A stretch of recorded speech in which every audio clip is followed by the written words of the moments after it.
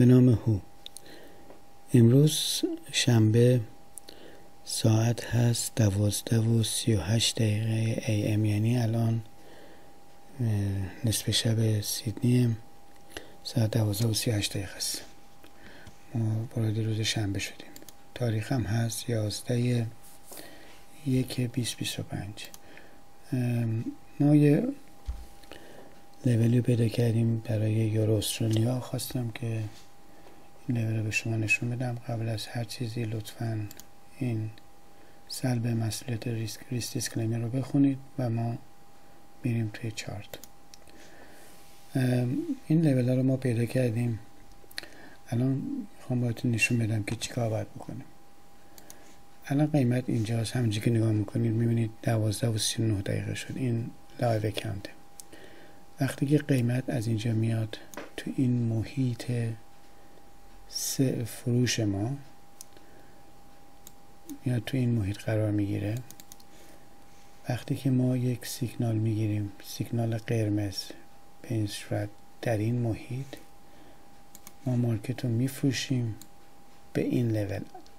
در درجه اول این لول ما هست 1.66644. اگر قیمت این لول رو شکست و وارد این محیط شد، این محیط خرید شد،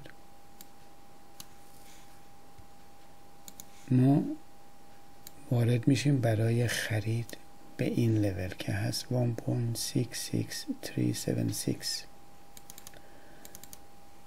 پس زمانی ما وارد میشیم که ما سیگنال بگیریم در این محیط فروش. اگر قیمت اومد اینجا تو محیط فروش و ما سیگنال فروش گرفتیم اینجا، میفروشیم به این لول.